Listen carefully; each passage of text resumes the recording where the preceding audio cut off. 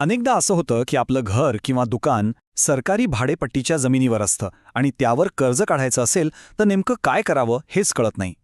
तर आज आपण महाराष्ट्र शासनाच्या एका खूप महत्त्वाच्या निर्णयाबद्दल बोलणार आहोत, ज्यामुळे ही प्रक्रिया आता बरीच सोपी झाली आहे.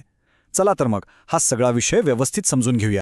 हाच तो प्रश्न आहे जो बहुतेक मालमत्ताधारकांना पडतो. आपली प्रॉपर्टी ही एक मोठी गुंतवणूक असते, पण ती सरकारी जमिनीवर असल्यामुळे त्यावर कर्ज मिळतं की नाही, मिळाले तर कसं, याबद्दल नेहमीच एक संभ्रम असतो. याच प्रश्नाचं उत्तर आपण आज शोधणार आहोत.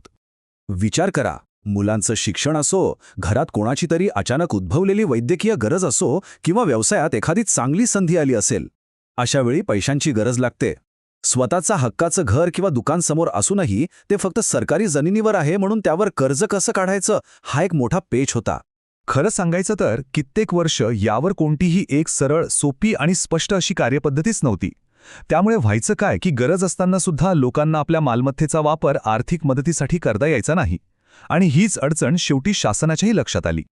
आणि मग याच गरजेतून शासनानं एक अत्यंत महत्त्वाचा निर्णय घेतला. या निर्णयामुळे हजारो मालमत्ताधारकांसाठी एक नवीन, कायदेशीर मार्ग खुला झाला. बघूया हा निर्णय नेमका आहे तरी काय. तर 25 मे 2017 रोजी महसूल आणि वन विभागाने एक शासन निर्णय जारी केला, ज्याला आपण GR म्हणतो. याचा मुख्य उद्देश अगदी स्पष्ट होता. सरकारी किंवा नजूल जमिनीवर, म्हणजे सरकारच्या मालकीच्या जमिनीवर ज्यांच्या सदनिका किंवा व्यावसायिक गाळ्या आहेत, त्यांना त्यांच्या मालमत्तेवर कर्ज मिळवण्यासाठी एक अधिकृत आणि सोपा मार्ग उपलब्ध करून द्या. सोप्या भाषेत सांगायचं तर या एका निर्णयामुळे मालमत्ताधारकांना एक प्रकारचं आर्थिक स्वातंत्र्य मिळालं. आता ते कायदेशीररित्या आपली मालमत्ता बँकेकडे किंवा इतर वित्तीय संस्थांकडे तारण ठेवून पैसे उभे करू शकतात. यामुळे त्यांच्या अनेक आर्थिक अडचणींवर मात करायला नक्कीच मदत झाली.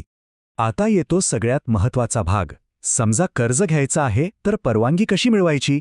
ही प्रक्रिया आता खूपच सोपी करण्यात आली आहे. पाहूया ही सिस्टम काम कशी करते. ही संपूर्ण प्रक्रिया मुख्यत्वे 4 सोप्या टप्प्यांमध्ये आहे.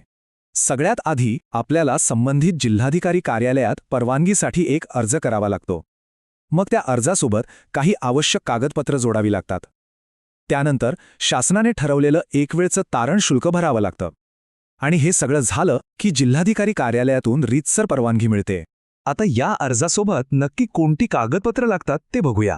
सगळ्यात महत्त्वाचं म्हणजे मूळ सरकारी जमीन वाटपाच्या आदेशाची किंवा प्रॉपर्टी कार्डची कॉपी.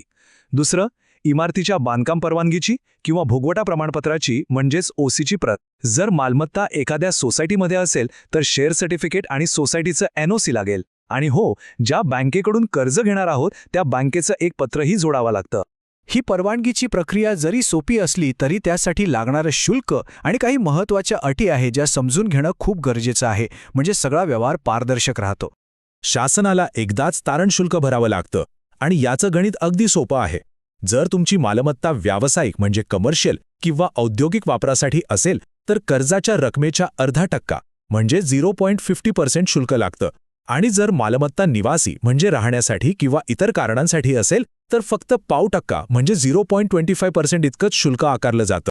हे समजायला आणखी सोपं करून सांगतो. समजा एखाद्याने आपल्या राहत्या घरासाठी 10 लाख रुपयांचं कर्ज घेतलं आहे, तर त्यावर 0.25% प्रमाणे फक्त 2,500 रुपये इतकं एक वेळचं तारण शुल्क शासनाला भरावं लागेल.